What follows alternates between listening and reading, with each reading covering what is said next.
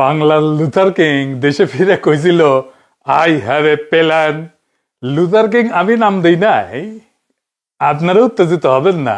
আপনাকে প্রিয় মিডিয়া দিছে, আমারে না ওদের ধরেন। তো এই প্রসঙ্গে পদ্মা নদীর মাঝির একটা দৃশ্যের কথা মনে পড়লো, আমারে না ওদের ধরেন। রাইসুল ইসলাম আসাদ কুবের মাঝি কপিলারে ধরিছে, পুকুরে জ্যাপটে ধরিছে আর কি। তা কপিলার হাত থেকে ছুটে গেছে কলস, কপিলা পানি আনতে গেছিল। তো কপিলা কইতেছে, আমারে ধরো কেন, কলস ধরো। তো দেখেন কেদা দিমু তরে তুই রং নাই কেদা দিবার স্যার দিবা না দিবা না মাঝি, দিবা না কইলাম। কি করলে এটা? ধরো মাঝি, কলস ধরো।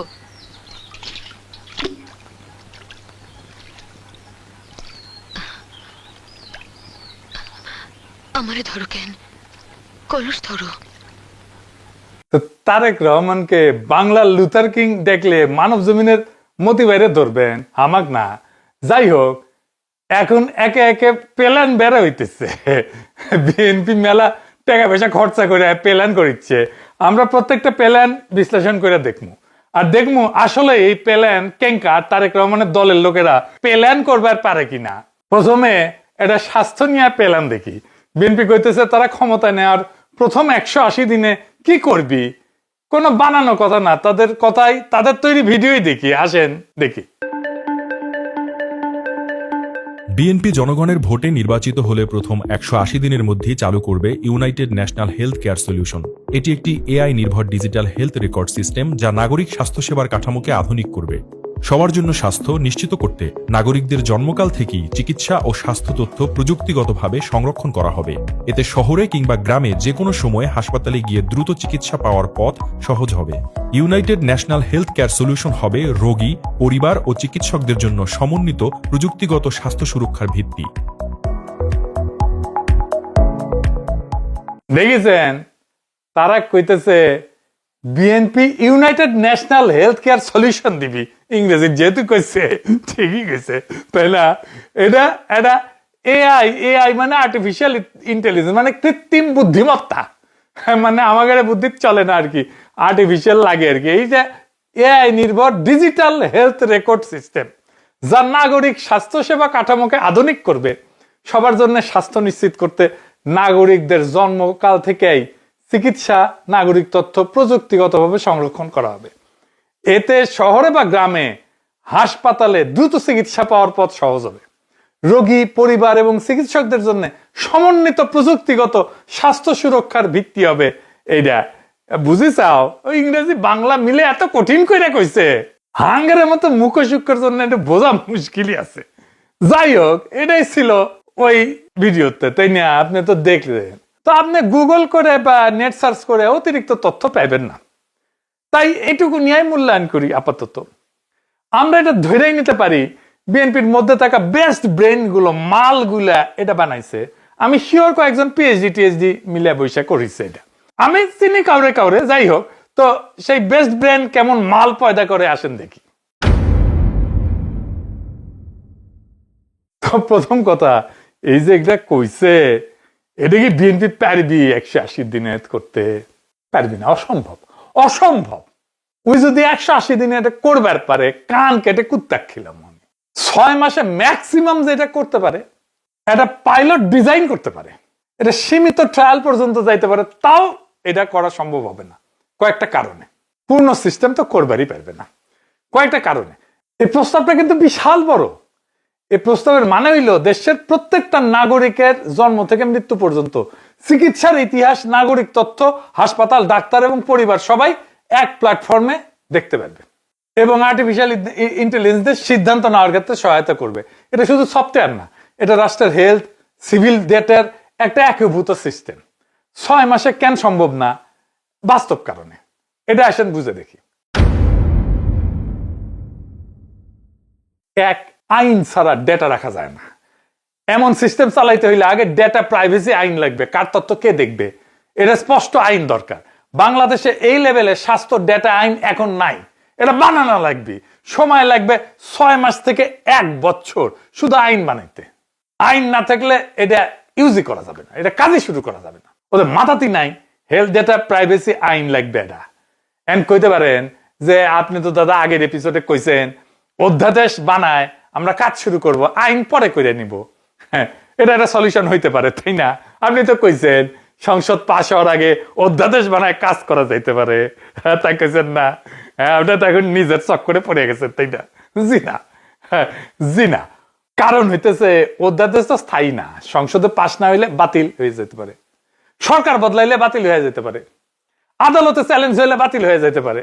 কিন্তু আপনি যদি এই অধ্যাদেশের উপরে ভর করে নাগরিকের স্বাস্থ্য ডেটা নেন, শিশুদের জন্মকালীন ডেটা নেন, তাইলে তো ডেটা থেকে যাবে, কিন্তু আইন থাকবে না। এটাই সবচেয়ে বড় বিপদ। স্বাস্থ্য ডেটা রোল ব্যাক করা যায় না, মানে কলার মতো এটা ছুলে ফেললে আর বুঝে দেওয়া যায় না, বুঝছাও?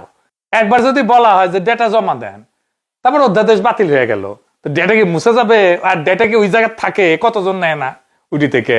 আপনি কাউরে যদি ছবি পাঠান, এরা ভালোবেসে যদি কাউরে ছবি পেটে দেন ইনবক্সে, ওই ছবি কি ওই রাখে? ওই কতজনের ফরওয়ার্ড করে আপনি দেখেন। তো সেই জন্যেই আপনি যেটা দিবেন ওইটি ডেটা, ওই ডেটা থেকে যাবে। কলা একবার ছুলে গেলে আর পরে যেমন বুঝাই দেওয়া যায় না, সেরকম ডেটা একবার নিয়ে ফেললে আপনি নিয়ে ফেলেছেন। এই কারণেই উন্নত দেশগুলোতে স্বাস্থ্য ডেটা আইন আগে সংসদে পাশ হবে, তারপরে কাজ শুরু হবে, তার আগে না। তাই এইটা 6 মাসের আগে শুরুই করতে পারবে না, প্রথমে 100 দিনে শেষ করবি কেমনে করে? মানে কি অবস্থা! আর কি হাসপাতালের তো অবস্থা কি? এটা তো কাগজে চলে, তাই না? গ্রামে উপজেলা অধিকাংশ হাসপাতালে এখন কাগজে প্রেসক্রিপশন, কম্পিউটার থাকলো ভাঙা, বিদ্যুতের সাপ্লাই নাই, ইন্টারনেট এআই তো দূরের কথা, ডিজিটাল রেকর্ড রাখার লোকই নাই। আর এআই তো পরে, আগে ডেটা লাগে, তারপরে এআই। এআই কাজ করে পুরনো পরিষ্কার স্ট্যান্ডার্ড ডেটার উপরে। বাংলাদেশের ডেটা এখন ফ্র্যাগমেন্টেড, বিভিন্ন জায়গায় ছড়ে ছিটে আছে। আপনার আপনার বাংলাদেশের মানুষের তথ্য তো এক জায়গায় নাই, মেলা জায়গায় ছড়ে ছিটে আছে। তারপরে ফাঁকা আছে, অনেক জায়গায় ডেটা ফিল্ড পূরণ করার নাই। এটা পূরণ করে এটা ঠিকঠাক মতো ডেটা ফিল্ড করতে এটার জন্য 2 বছরের মতো কমপক্ষে সময় লাগবে। আবার ধরেন এআই কিভাবে কাজ করবে এটাও কিন্তু বলে নাই। কি করবে? এটা শুধু সিদ্ধান্ত নেবে নাকি সহায়তা দেবে? এটা কি ডাক্তারকে বাইপাস করে কোনো সিদ্ধান্ত দেবে? এআই বললে তো মানুষ ভয় পায়। এই ভয় দূর করার জন্য পলিসি দরকার। এই পুরা ডাক্তার, নার্স, স্বাস্থ্যকর্মী সবাইকে ট্রেনিং দিতে হবে না এই সিস্টেমে? ট্রেনিং দিতে সময় লাগবে না? আচ্ছা, টাকা আসবে কোত্থেকে? বাস্তবায়ন হবে কতদিনে? এ তো হাজার হাজার কোটি টাকার একটা প্রকল্প। তো হাজার হাজার কোটি টাকার প্রকল্প আপনার তাহলে টেন্ডার করতে হবে, আপনার তোকে প্রকল্প বানাইতে হবে, বাজেট পাস করতে হবে, টেন্ডার দিতে হবে, আপনার ভেন্ডার সিলেকশন করতে হবে। এটা ছাড়াও আর সাইবার সিকিউরিটি আছে, আপনি ডেটা রাখতেছেন, এটা সিকিউর করতে হবে। তো এটা যেন হ্যাক হয়ে না যায়। তো টাকাটা কোত্থেকে আসবে? রাষ্ট্র দিবে না বিদেশি সাহায্য? ট্যাক্স বাড়বে এটার জন্য আমার, এগুলো বলা লাগবে না? আর এটা বাস্তবায়ন করবে কে? স্বাস্থ্য মন্ত্রণালয়, নতুন অথরিটি, বেসরকারি কোম্পানি, না বিদেশি ভেন্ডার? কে করবি? মানে এগুলো শুনলে মানুষে মনে করবে না জানি কি জিনিস করিচ্ছে। উরে বাবা, এই স্বপ্ন দেখানো। স্বপ্ন খারাপ না, কিন্তু স্বপ্ন দেখাতে যে স্বপ্ন দোষ হয়ে গেলে খারাপ। শুধু কি তাই, সবচেয়ে বড় সমস্যা হইতেছে নাগরিকের ডেটা নিয়ে রাখাটা। এইটা এখন দুনিয়াতে একটা বড় সমস্যা করে, মানে এটা করে নজরদারি করে মানুষের উপরে। অনেক সমস্যা, এটা আমি আজকে আর ডিটেইল বললাম না, মানে আমি একটা এক্সাম্পল দিই। এরকম করতে পারে রাষ্ট্র, এরকম করে, কিন্তু এরকম করতে পারে যে যার ডায়াবেটিস আছে তার চাকরি হবে না। এআই এরকম করে, কার পিছে রাষ্ট্রে বেশি খরচাপাতি হচ্ছে এগুলো দেখে। এই ডেটা নিয়ে সব ডেটা নিয়ে এটা রাষ্ট্র আর নাগরিকের যে সম্পর্কের কাঠামো, এটা বদল হয়ে যায়। কারোর সাথে আলাপ করে না করে, নাগরিকের সাথে কথা না বলে এটা প্ল্যান দিয়ে ফেলছে পিএইচডি বসে। এটা হয় কোনোদিন? এআই নিয়ে ব্যাখ্যা করা হয়নি। এটাকে রোগ নির্ণয়ে সাহায্য করবে? যদি রোগ নির্ণয়ে সাহায্য করে, যদি ভুল করে, তাহলে লায়াবিলিটি কার? দায়িত্ব কার? ভুল সাজেশন যদি দেয়, দায় কার? ডাক্তারের না রাষ্ট্রের না এআই এর? কার বিরুদ্ধে নাগরিক আপিল করবে? এআই এখানে টেকনোলজি না, একটা ম্যাজিক শব্দ হিসেবে ব্যবহার করেছে। মানুষ যেন শুনে ভাবে না জানি কি জিনিস। এটা পলিসির ভাষা না, এটা সেলসম্যানের ভাষা। বিক্রি করতে আসছে, সেলসম্যানগিরি করতে আসছে। সবচেয়ে বিপজ্জনক দিক হচ্ছে ডেটা সিকিউরিটি নিয়ে কোনো কথা বলেনি। বাংলাদেশে তো জাতীয় পরিচয়পত্রের ডেটা লিক হয় না, পাসপোর্টের ডেটা লিক হয় না, সরকারি সার্ভার নিরাপদ, মাঝে মাঝে হ্যাক হয় না। এই অবস্থায় নাগরিকের রোগ, মানসিক স্বাস্থ্য, পারিবারিক ইতিহাস এক জায়গায় রাখার কথা বলা মানে রাষ্ট্রীয় স্কেলে ডেটা বিপর্যয়ের একটা রেসিপি লিখতেছে। এটা শুধু অবাস্তব না, এটা বিপজ্জনক। রাষ্ট্র চালানো স্টার্ট আপ পিস না, এটা বিজনেস না। এই প্রস্তাবের ভাষা শুনলে মনে হয় এটা মানে স্বাস্থ্য মন্ত্রণালয়ের নোট না, এটা স্টার্ট আপ ইনভেস্টমেন্টের পিস। মানে বুঝেন তো, যে মানে আপনি একটা ব্যবসা করবেন, টাকা নেই আপনার কাছে, টাকা চাইতেছেন, তো যাদের কাছে টাকা আছে তার কাছে যে আপনি এটা বলেন আমার কাছে এরকম একটা আইডিয়া আছে, আপনি কি টাকা দিবেন আমার? নানাভাবে সুন্দর করে বুঝে বুঝে বলে, ওটাকে কয় পিস, স্টার্ট আপ পিস।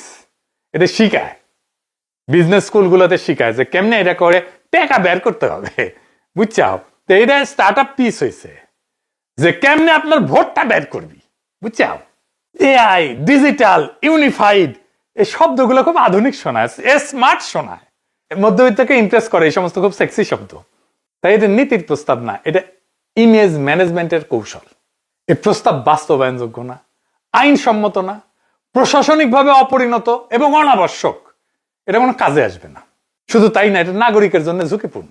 হ্যাঁ, সবচেয়ে ভয়ঙ্কর বিষয় হলো জনগণকে বোঝানোর চেষ্টা করছে যে রাষ্ট্র চালানো মানে অ্যাপ বানানো। এরকম তারেক রহমানের প্রচুর এরকম পরিকল্পনা দেখবেন, অ্যাপ বানাবো, অ্যাপ অ্যাপ আর অ্যাপ আর অ্যাপ। রাষ্ট্র চালানো অ্যাপ বানানো না, এই দুটো এক জিনিস না। আচ্ছা, এইবার আসেন আরো ভয়ঙ্কর কথা, কি যেটা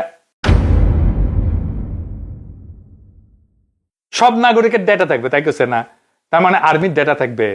unified national health care solution মানে তো সব নাগরিক এক সিস্টেমে, এনে সমস্যা। রাষ্ট্রে তো কিছু ডেটা ইউনিফাইড হয় না, বিশেষ করে army, intelligence, paramilitary, police, special unit, এগুলোকে সিভিল ডেটার সাথে একসাথে নিচে আনা যায় না। এটা আনলে রাষ্ট্রের আভ্যন্তরীণ স্তর ভেদ যেটা আছে এটা ভেঙে যায়। আর্মির স্বাস্থ্য ডেটা এটা জাতীয় নিরাপত্তা ডেটা। একজন সৈনিকের ক্ষেত্রে স্বাস্থ্য ডেটা মানে শুধু ব্লাড প্রেশার, ডায়াবেটিস, এটা না, হাইট, ওয়েট, এটা না, আমার জ্বর হয়েছে, সর্দি হয়েছে, এটা না। এর মানে হইতে পারে শারীরিক সক্ষমতা, অপারেশনাল ফিটনেস, এইগুলো একটা রাষ্ট্রের যুদ্ধ ক্ষমতার সূচক। আসেন আসলে দেখে নেই একটা আর্মির স্বাস্থ্য ডেটা লিক হইলে কি কি ডিজাস্টার হইতে পারে। এটা আর্মির ভাইরা, সৈনিক ভাইরা, জুনিয়র অফিসাররা আপনারা খুব ভালো করে দেখবেন যে আপনার স্বাস্থ্য ডাটা রাষ্ট্রের সার্বভৌমত্বের সাথে কিভাবে যুক্ত। সৈনিকের শারীরিক সক্ষমতা এটা হচ্ছে একটা সাইলেন্ট ফিজিক্যাল ইন্ডিকেটর। এগুলো সরাসরি যুদ্ধের কথা বলে না, কিন্তু যুদ্ধ সক্ষমতা বোঝায়। ধরেন বডি মাস ইন্ডেক্স, মানে তার কি স্থূলতা আছে, শরীরে কি বেশি চর্বি আছে। তার যদি বেশি চর্বি আলা সৈনিক বেশি থাকে, তার মানে সেনাবাহিনীর ফিটনেস স্ট্যান্ডার্ড ঢিলা হয়ে যাইতেছে। হার্টের রোগ, শ্বাস প্রশ্বাসের রোগ, লাং ফাংশন, এটা দেখে বোঝা যায় যে অনেক উঁচুতে উঠে অপারেশন করতে পারবে, পাহাড়ে উঠে দীর্ঘ অপারেশনে টিকে থাকতে পারবে। ক্রনিক ফ্যাটিক সিনড্রোম বলে একটা রোগ আছে, এটা যদি থাকে তাহলে ওই সেনাকে, ওই সৈন্যকে দীর্ঘমেয়াদে মোতায়েন করা যাবে না। স্লিপ ডিসঅর্ডার যদি থাকে, ঘুমের যদি সমস্যা থাকে, তাহলে নাইট অপারেশনে তাকে দেওয়া যাবে না, অ্যালার্টনেস লেভেল কমে যাবে।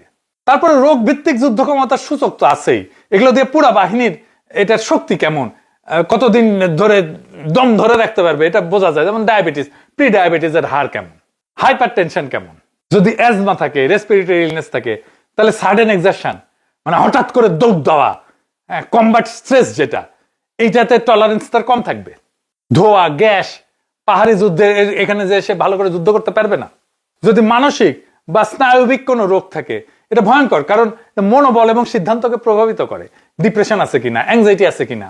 যুদ্ধকালে যদি সিদ্ধান্তহীনতা থাকে, বাহিনীর যদি চাপ সহ্য করার ক্ষমতা থাকে দুর্বল থাকে, তাহলে সে তার রাগ, ক্ষোভ এগুলো ম্যানেজ করতে পারে না ঠিক মতো, সিভিলিয়ান হার্ম করে ফেলবে, ডিসিপ্লিন ব্রেক করে ফেলবে এবং আত্মহত্যার ঝুঁকি থাকবে। তারপরে ওই বাহিনীর আমার ইনজুরি প্যাটার্ন কি, কোথায় মূলত ইনজুরি হয়, একক ইনজুরি না, প্যাটার্নটা বিপজ্জনক। কোন ইউনিটে যদি রিপিটেড ইনজুরি হয় কোন একটা স্পেসিফিক জায়গায়, তাহলে কি হইতে পারে? ধরেন তার ট্রেনিং এর সমস্যা আছে, বা আমার সৈনিককে আমি বেশি বেশি কষ্ট দিচ্ছি, বেশি সময় রাখতেছি। যদি হাড় বা জয়েন্টের যদি কোনো সমস্যা থাকে, তাহলে আমার ইনফ্যান্ট্রি, পদাতিক বাহিনীর যে রেডিনেস, যে কত দ্রুত আমি মোতায়েন করতে পারবো, কত দ্রুত আমি মার্চ করাইতে পারবো, এইটা কমে যায়।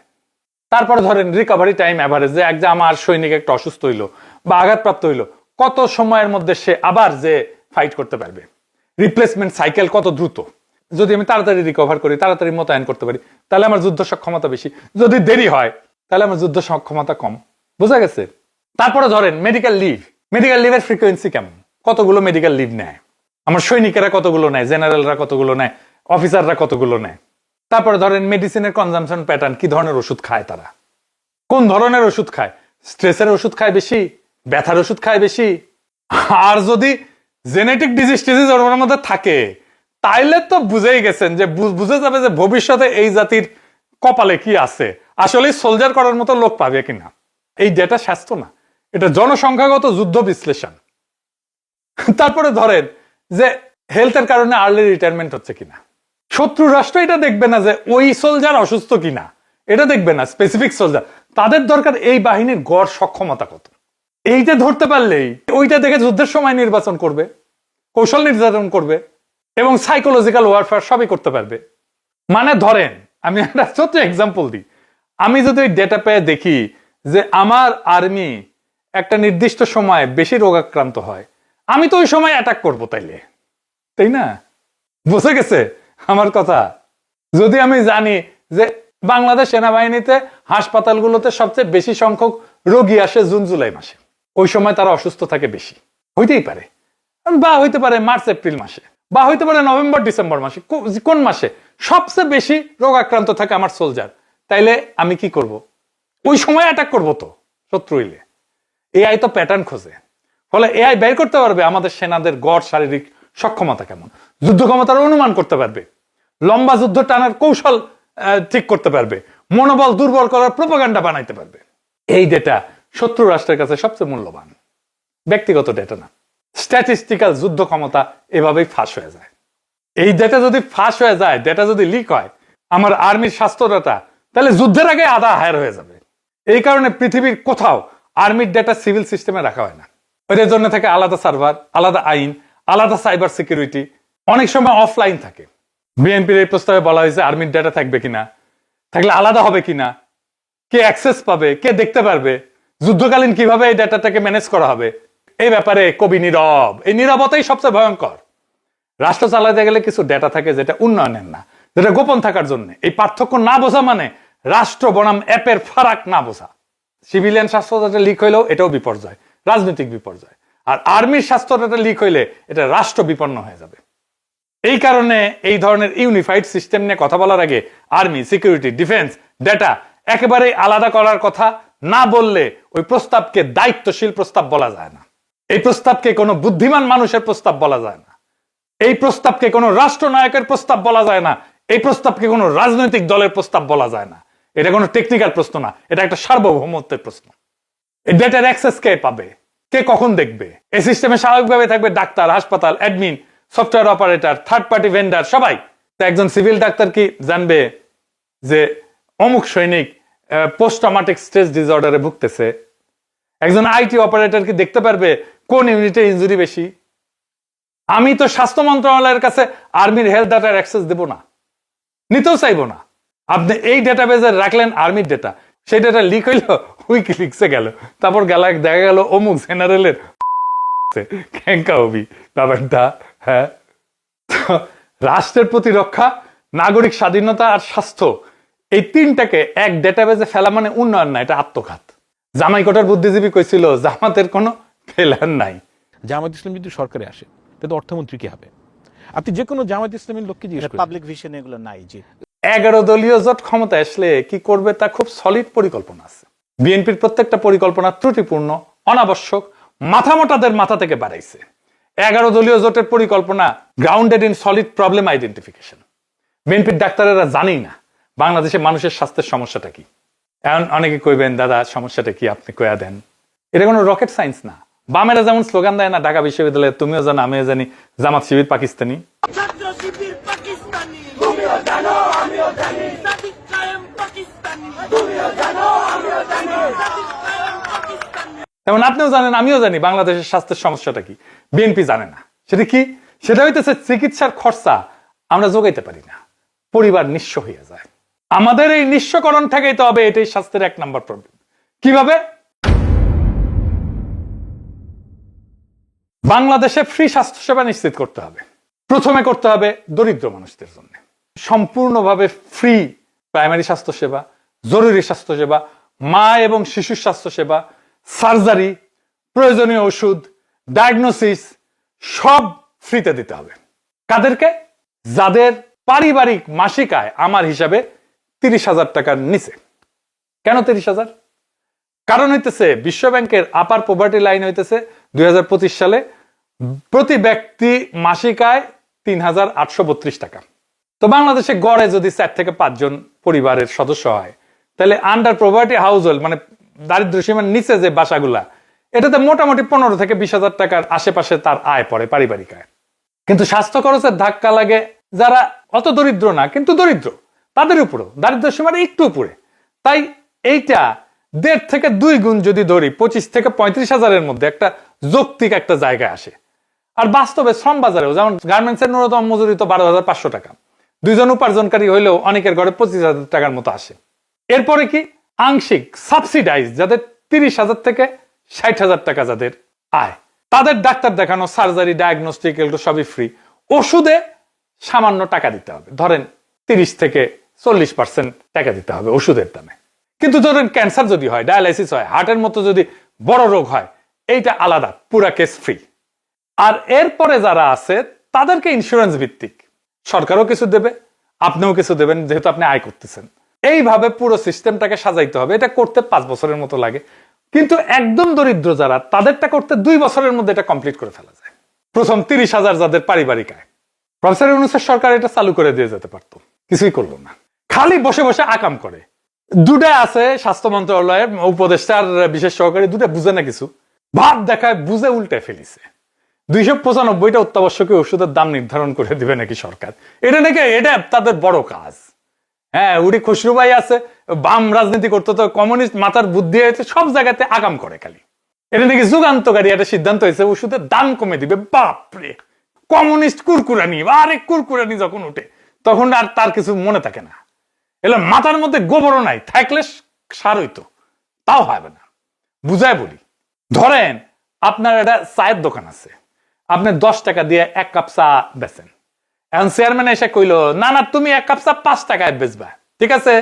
আপনি কি করবেন তখন? আপনি চা বেচা বন্ধ করে দিবেন, চা বেচা বন্ধ করে কফি বেচা শুরু করবেন, তাই তো? ক্যাপিটালিজম এভাবে ফাংশন করে। নয়তো আপনি 1 কাপ চায়ের পাতায় 2 কাপ চা বানাইবেন, দুধ কম দিবেন, চিনির বদলে স্যাকারিন দিবেন, তাই না? বলেন, এটা তো নিয়ম। ওই একই কাজ হবে ওষুধের ক্ষেত্রে। 295টা ওষুধের ক্ষেত্রে বেশিরভাগ ক্ষেত্রে ওষুধগুলা বানাবেই না কোম্পানিগুলা। তা আমি দাম দিয়ে কি করব? আমি দাম এটার ফিক্স করে করবোটা কি? ওষুধ কোম্পানি বানাবে না। হাজার হাজার ওষুধ আছে বানানোর মতো। এটা আবার উপদেষ্টা পরিষদ অনুমোদনও দিচ্ছে। কেমন ভালসু না এটা, দেখেছেন? ডিগ্রির ভারে মাথা তুলবার পারে না, এটা এত ডিগ্রি, ডিগ্রির উপরে ডিগ্রি, তার উপরে ডিগ্রি, কিন্তু কামের বেলায় লবডঙ্গা। এতগুলো উপদেষ্টার মাথায় আসে না যে এটা তো হুদা কামে করতেছি। এরা না বুঝে রাষ্ট্র, না বুঝে মার্কেট, না বুঝে ইকোনমি, না বুঝে জনকল্যাণ। এই স্ট্যান্ডার্ডে ঠিকই আছে। বিএনপির 180 দিনের এই যে এই ইনকা 11 চুজ ধরাই দিচ্ছে, এটা ঠিকই আছে ওই স্ট্যান্ডার্ডে। ইনকাই চালাবি আর কি। এই এখন প্রফেসর সরকার ইনকা চালাচ্ছে, ইনকাই চালাবে বিএনপি। তো সৈনিক ভাইরা, আপনাদের একটা কথা বলি, দেখেছেন তো আপনাদের জেনারেলা এই বিএনপির ক্ষমতা টানার জন্য দিওয়ানা হয়ে গেছে। শুনেছি ইলেকশন নাকি সিস্টেম করবি, ইন্ডিয়ার সাথে নাকি কথাবার্তা পাকা হয়ে গেছে, আপনাদেরকে দিয়েই নাকি সিস্টেমটা করাবি আর কি, বুঝছাও? ওই 2008 সালের ইলেকশনের মতো, 111 ইলেকশনের মতো। আপনারা জানেন কি করা লাগবে, আপনাদের কয়েদাও লাগবে না। 2024-এর 5ই আগস্ট কয়েদাও লাগেনি কাউরে। আপনারা নিজের বিবেকে কাজ করেছেন। বাংলাদেশে একটা ইনসাফের বাংলাদেশ, একটা ইনসাফের রাষ্ট্র যদি চান, তাহলে এই নির্বাচন যেন অবাধ নিরপেক্ষ হয়, সেটা আপনাদের উপরে নির্ভর করবে। কোনো চাপ বা প্রলোভনের কাছে মাথা নত করবেন না। দেশবাসী আপনাদের উপরে ভরসা করে আছে, এবং আমি জানি আপনারা দেশবাসীকে হতাশ করবেন না, কারণ আপনারাও সেই দরিদ্র মানুষেরই সন্তান যাদের জন্য আমরা কথা বলি। আসেন আমরা আগামী নির্বাচন অবাধ নিরপেক্ষ করে ইনসাফের বাংলাদেশ কায়েম করি, বাংলাদেশকে আবার আজাদ করি। ইনকিলাব জিন্দাবাদ।